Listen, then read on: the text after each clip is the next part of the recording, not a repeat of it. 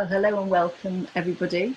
This is Carole from Full Potential Group, and I can see from some of the participants, it's quite a few friendly faces on here and people that we know, so thank you very much for joining us. It is only half an hour, so it is quite a quick webinar, but I'm particularly excited today that I've got Andrew Wallas joining me, who's author of a brand new book called Business Alchemy. And it's something that Andrew and I have been working on for some time. So I'm very excited that Andrew's come in to talk about it. If anybody's got any questions as we go through, please feel free to type something in the text box and we'll do our best to see if we can respond if we possibly can. So what are we going to talk about then? So what we're going to do is really get you thinking about Business Alchemy, and I'm going to ask Andrew some questions.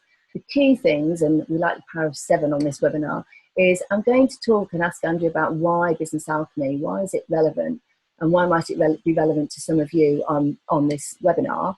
We're going to talk about the importance of business as an organism, which is what Andrew believes very much in as part of this whole concept. Thirdly, the importance of flow and exploring the shadow of the organisation.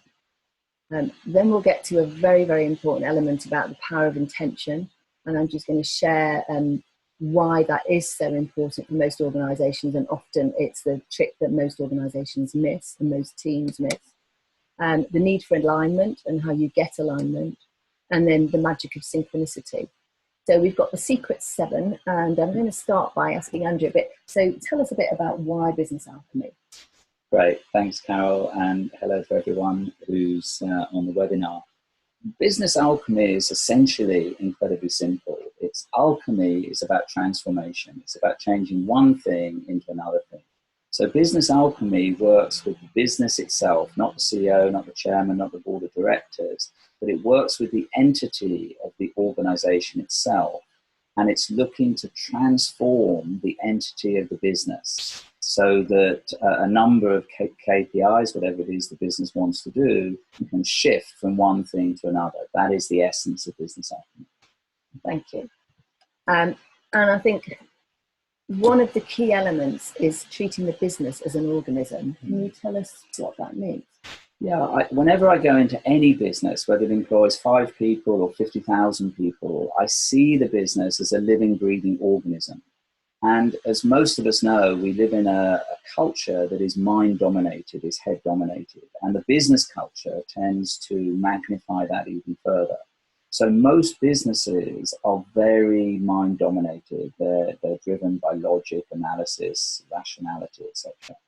And it's not that that is without value. So the mind and logical thinking, analytical thinking has value, but it's completely out of sync with the heart and the gut.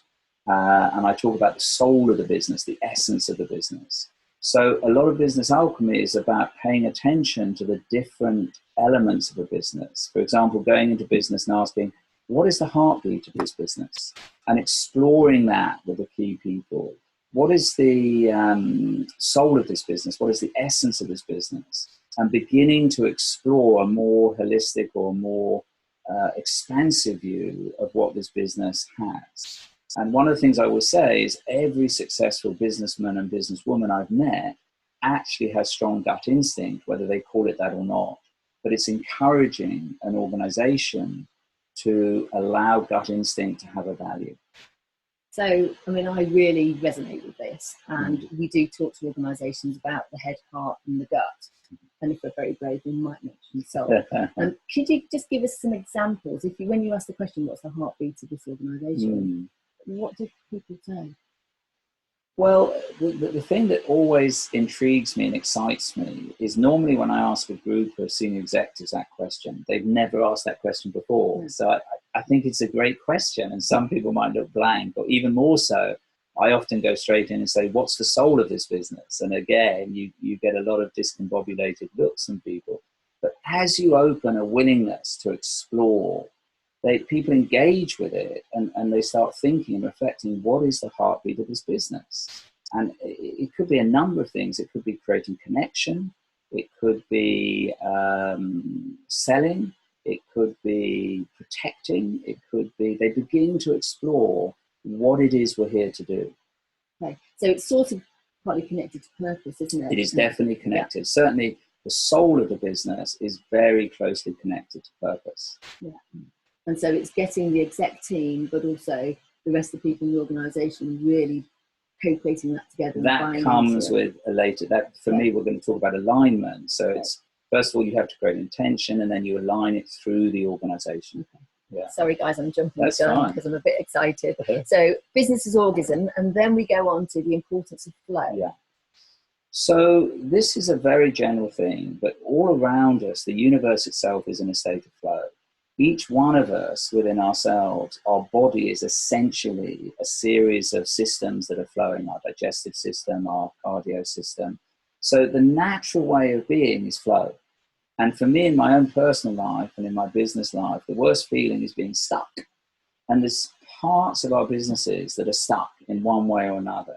So for me, Business Alchemy is all about creating more flow. It's looking for the areas where the business or the parts of the business are stuck and saying, how can we get this flowing again?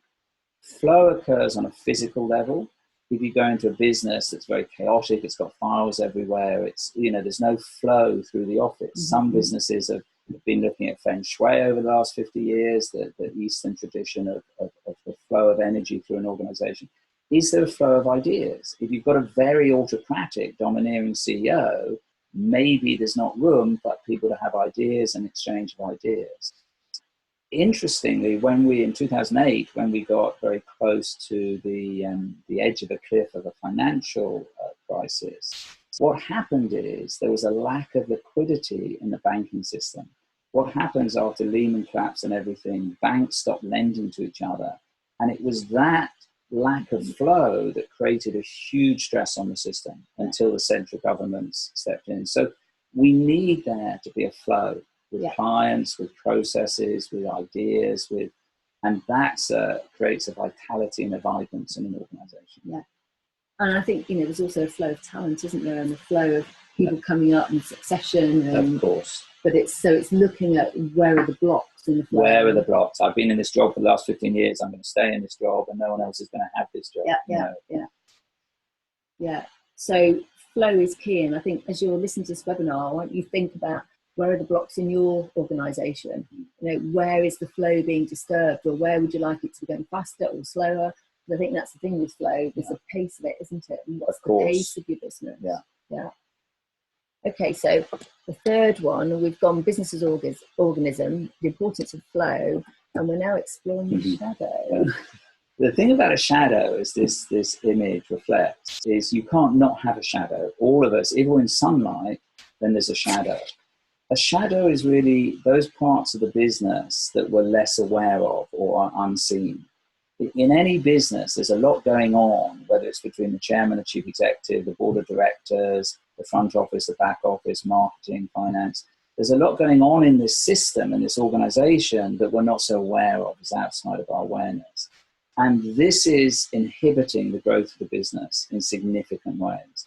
It's rather like in a relationship between, two people in an intimate relationship. We all know there's a lot we're not talking about. It's the same with a business. So exploring the shadow is really encouraging people to talk about, to explore with curiosity the stuff that we're not looking at that's getting in the way. And that reminds me, I think it's actually in the book, but it's a client that you worked with on behalf of FPG, where I think they had certain values and you really held them up around. I think, do you want to share a little bit? Well, the values themselves, again, there's cultural differences in terms of the shadow. For example, in the British culture, there are often inhibitions about making money or making lots of money. So we get to a certain level of success, and too much success is seen as a little bit uncouth or a little bit crass. Whereas in America, they don't have this problem at all. They have a different set of problems. So there's a lot of hidden values embedded into the culture of the business. Obviously, culture is important. And very often the values are not explicit. Yeah. We can't make too big a margin, or we can't do this, or we can't, put our competitors out of business, or whatever the values are. Do you get clients that say that? Yeah, we do. Yeah. So I think I think sometimes the exploring the shadow bit, it can be quite uncomfortable for people, but it can really have a huge benefit. And often it's that sort of elephant in the room that people are sort of aware of, but nobody actually wants to talk about. And I think that's something that you're particularly good at, but also Andrew's very good at getting all of us as facilitators to stretch beyond our comfort zones to actually own the elephant or talk about the elephant or the shadow, and really help people understand what it is that they're doing that maybe inadvertently holding the business back or holding them back as leaders. And we never find that, of course, that is uncomfortable, but we never find it creates more conflict or more problems. It always liberates and creates energy in the organization to move forward. It's rather like having a difficult conversation with your wife or your husband. You have the conversation and then there's a lightness afterwards and you create more partnership. Yeah. So there is a benefit to going in the shadow. So again, you might be thinking, if you're listening to this webinar, where are the shadows lurking in our business? What's unspoken or what's unsaid? And, are there certain people who are talking about things, but other people who don't want to engage? Just very briefly, some examples of that might be envy or greed or competition, or often in organizations, large organizations, you have one area deliberately undermining another area because they want whatever. So you've got to begin to tease these things out. Often around the board table, you have two different factions that are actually consciously or unconsciously pulling in different directions. So like operations and sales, or, or the chairman and chief executive, or finance and everybody exactly. else. Exactly. Okay. So again, you can see that unlocking some of the shadow can really start to create energy. And I know this is probably your favourite topic, so we're now going to move on to intention.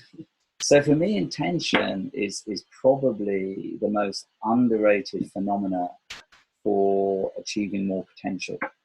And nothing exists in the universe without intention. So this building doesn't exist.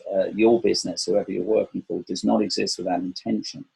The house you live in doesn't exist without intention. Apple, Amazon, Shell, BP, none of those companies can exist without intention. So every day in our businesses, whether we've got explicit strategic objectives or not, it's the intention that is manifesting the business we've got in front of us. And in my experience, businesses give too little attention to this incredibly powerful creative force. Every intention contains within it the seed to manifest its own reality. So, for example, a pumpkin seed, if you plant a pumpkin seed, it creates a pumpkin. If you plant a watermelon seed, it creates a watermelon, and so forth. So it's exactly the same with a business. If you clarify, and it's I take people through a process where we clarify the intention very powerfully. If you clarify that intention, and then we're going to talk about alignment, then you can't not but create the business you want to create. It's a very simple thing. And so again, once we've clarified it, we look at what gets in the way. Some businesses, once a year, they go off-site, they spend a couple of days looking at something we could call intention. Very often the old agendas get in the way. But even if we do that, they then go back to the office and it's back to the default setting. You see, I a lot of businesses work hard on creating a business plan.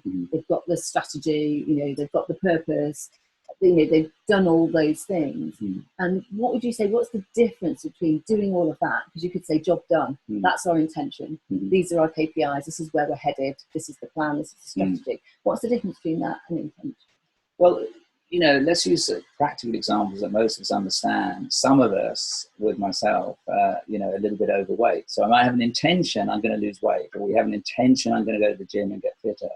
And as we know, very often that intention fades away very quickly.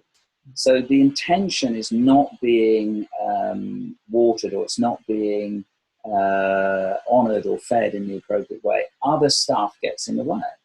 It's exactly the same with a business. We might have the intention, we're going to double our EBITDA, or we're going to expand our revenue, or whatever. But then there's a whole lot of other stuff that gets in the way of that. It's no different to simple examples like an intention to eat less or drink less or exercise more. But we know from our own personal lives, of course, some people are more disciplined than others, or they follow through better. It's the same principle with a business. Businesses are ill-disciplined on the whole, in my experience, with following through their true intention. So they might be following through on hitting sales targets, achieving margins, whatever those things are, but underneath, energetically, people have got their foot on the brake, or they're muddying the water. They're undermining the stated intention for whatever reason. They might not be aware of it. A lot of the, as we looked in the shadow, a lot of the obstacles in the way of the business are outside the conscious awareness of the key people running it. It's a really important point. So certainly, Andrew's actually worked with Full Potential Group on the power of our intention, and looked at our shadow and looked at some of these aspects with us, which has been really, really helpful. And I think from my own point of view, in terms of, I thought we got a really clear purpose. We had the business plan, we had the strategy. And so I felt that was job done. And Andrew really challenged us on, how aligned we really were with our intention for growing Full Potential Group, and really put me personally through the mill, but several other people on the team, to really help us see how we were actually blocking the intention. And I think we did go through a bit of a sort of an awkward phase, because we sort of disagreed with you, but we really held firm, because you were picking intuitively up that we weren't fully in alignment with the intention. And I think that does take, if you are considering and getting more understanding of Business Alchemy, and you can obviously read the book, and it teaches you how you can do this in your business. But if you are interested in doing this, you do have to be brave if you want to be a business alchemist. I have to say, Andrew sort of pulls no punches when he came into our business, but also I've partnered with him in other businesses, because it's really important, if you are the facilitator, to call out what you see. And it's not just what you see, but it's what you feel, it's what you intuit. And it's often the unspoken things that are of incredible value to an organisation, to help them really understand the intention. But is there anything else you'd share? Well, just one other thing, that you've touched on is, obviously in a smaller owner-managed business, the personality and the intention of the founder or the owner is very interlinked with the business. So for Full Potential Group, where you are and who you are has a big impact on the business. Even though with companies, it's always interested me that companies that employ 55,000 people, if they go through a change of CEO, if you take WPP with Martin Sorrell, or I remember General Electric with Jack Welch, when a CEO leaves or a new CEO comes on, it's always amazed me how quickly the culture of the organization can change, positively or negatively. So even in big organizations, these key individuals are having a lot of influence over what's going on. So part of the aspect is being brave with the CEO and the senior management team around their intention and the shadow that they're creating in the business. But, I think there's an aspect of looking at each individual, the key players, but also looking at them collectively as a group. And there's a field in any business. It's like a family. There's a lot of work done in the 60s and 70s with family systems. And a family is a system that creates a sort of field, but all the individual people are playing out part of that thing. It's exactly the same with a business. A business has a culture and identity, and there's a field created in the business where everyone, whether it's the CEO or the receptionist, is living in that field. And what we're trying to do is really create a shift in the field. I like that bit. That gets quite juicy. Tell us a bit more about the shift in the field, Andrew. Well, we tend to focus on component parts. It was actually Aristotle in about 600 BC that said the whole is greater than the sum of the parts. So in Western culture, the whole of the scientific community is based on dissection. We dissect and we look at parts and we say, this part's underperforming. Business Alchemy tends to look at the whole more and more. It tends to look at what is the unconscious field here. And I always tend to say, if I walk into any company and I sit in reception for 5 to 6 minutes, I can almost like smell the culture. I can get a taste of what's really going on here. It's a little bit intuitive, but it's not as intuitive as you think. Yeah. It's kind of there. I suppose there's a logic, there's a thinking, a heart, and an exactly. brain, and a bit of gut instinct. So it's looking at the overall field in the business. And of course, every CEO or every board of directors likes to think this business stands for integrity, but they don't see all the stuff that's out of integrity. We have these stock phrases that we get attached to, and we keep repeating them like a mantra, but we're not really looking at the reality. Yeah. Andrew calls it as it is and really helps you look at the reality whether you like it or not. So tell us a bit more about the need for alignment. Okay. Alignment for me is a slightly sort of softer, a little bit more opaque. It's less tangible in a way. But when we create the intention of the business, and that's a very particular process, we create real clarity about that, then we need to align it through the organization. And we start with the board of directors. Very often in the board of directors, there's misalignment between, as I said earlier, two factions or two individuals, and it's bringing that to surface and saying, once you establish the intention, if there's anyone here who doesn't want to align with that, please find somewhere else to work with our blessing, because the intention is set. And once that's set, we're not going to change the intention for Fred or Harry or Sarah or whoever. So you've got to get the board of directors. Then there's layers of management underneath that. So it's like cascading that intention down through the organization.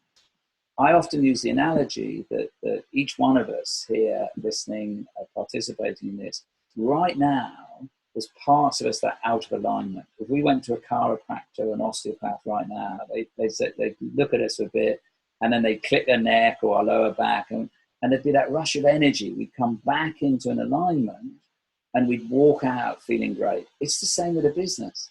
There's areas in the business that are out of alignment, and in some businesses, people are actively meeting in the tea room, slagging off the business. Yeah. You know, what we find with alignment, and I always tell people this, once you create the intention, it's like some people will fall off the tree. Once you cascade the intention through the organization, some people naturally leave. It's a little bit like pruning. Mm-hmm. You know, that if you want a bumper crop next year, you need to prune properly. Yeah. But what you're potentially saying is it's actually quite a natural process. It's so very rather natural. than restructuring and deciding who's got jobs, that you get really clear on the intention. Yeah. And then people decide. Yeah.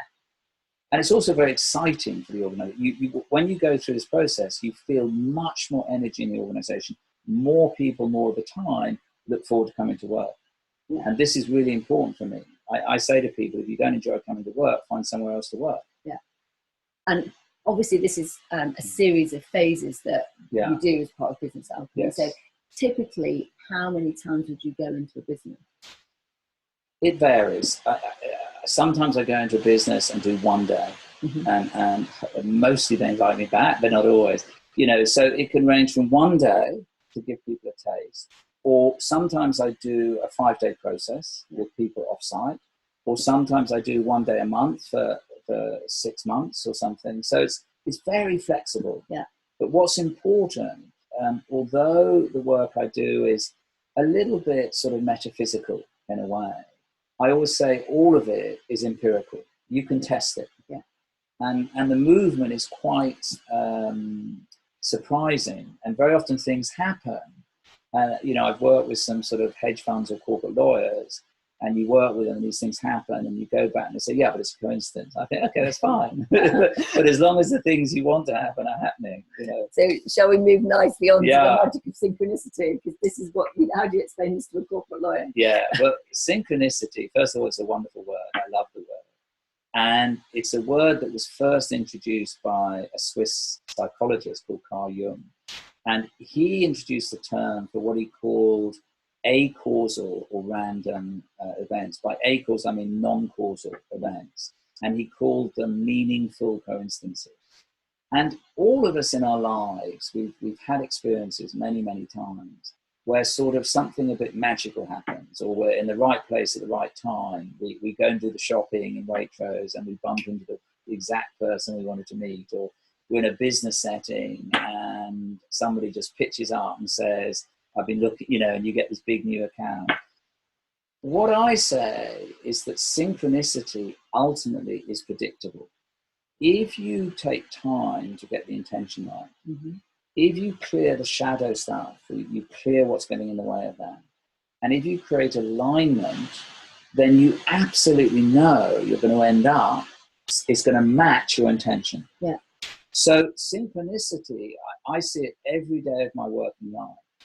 And sometimes it feels magical, and sometimes it feels incredibly ordinary. Yeah. And it's or both of those things. Frustrating exactly. So it is a bit of magic, and yet it's incredibly ordinary. If you take a pumpkin seed and you show it to a child or to someone from another planet, and you then show them a 6 kilogram pumpkin, and you said, this comes from this, they think, no, you know, it looks magical, but it's actually incredibly predictable. Yeah. So what you're saying is that if you follow the concepts in your book, that you will have more magic of synchronicity. Absolutely. And more moments like this will arise. Yes, on a guaranteed. basis. And then what you're saying is that will then help you achieve your intention, achieve your business plan. It'll achieve it with less effort. You know, all of us have grown up in this culture that's a bit Calvinistic. It's sort of more effort, more willpower, more, you know, more longer hours. We're on this treadmill. Yeah. And I'm saying, actually, if you stop that for a minute, sit back and do something else, you can achieve far more of what you want through far less effort. Yeah. And I know you have chairman roles in businesses anyway, but it's sort of a bit of what the chairman can do in a way, would you say? I think anyone can do it, but I think it has to start at the top. Yeah. It's very difficult to bring it in at the side. Yeah. Yeah. So I tend to work with CEOs, chairman, FDs, people who are influential. Yeah, or the senior management team. Yeah. But equally, what we did want to say before we close off on the webinar is Andrew is starting a school, Business Alchemy, where he's actually teaching us how to do what he does. And I know several people in FPG are going to be trained up in it, so we're all quite excited, myself included, to be able to do this with clients. But equally, I think there's a real value if you're working inside a business to be the business alchemist internally in the business. So if you are interested, there's a lot more information on the website, businessalchemy.org. Businessalchemy.org, yeah. .org. But Andrew is launching a 1-year program starting in the autumn. If anybody is interested, it's 10 full days. It's not so. It's sort of a day a month through a year. Yeah. And there's a mini intensive program happening in September for just a few key people too, if anyone's interested in that. And so I hope that's helpful. I have been keeping an eye on the chat box, and maybe we've been speaking too much, but I haven't noticed any questions. But if you do have any questions and you either want to speak to Andrew or myself or email us, please feel free. So the Full Potential phone number is 01628 488 790, or it's carole@fullpotentialgroup.com. Or Andrew at... Well, direct them to you and you can pass them on. Okay. Yeah. So if you've got any questions or queries, very happy to help. I hope you found this a useful taster, and there is a lot more information on the website if you would like it. Thank you very much for joining us. And buy the book. Yeah. Yes, oh, yes. That's cheap. 12 quid at Amazon. 12 quid. Yeah, £12 on Amazon. If anybody would like a copy of the book. Or if any... potential partners with FPG would like a free copy, I have got a few if you'd like to email me. All right, well, thank you very much, everybody, for joining us. I hope that's been helpful. And we will be running another webinar in a month or so's time. So hopefully you can join us for that. Thank you very much. Thank you, Carole. Yeah, thank you, Andrew. Yeah. Bye.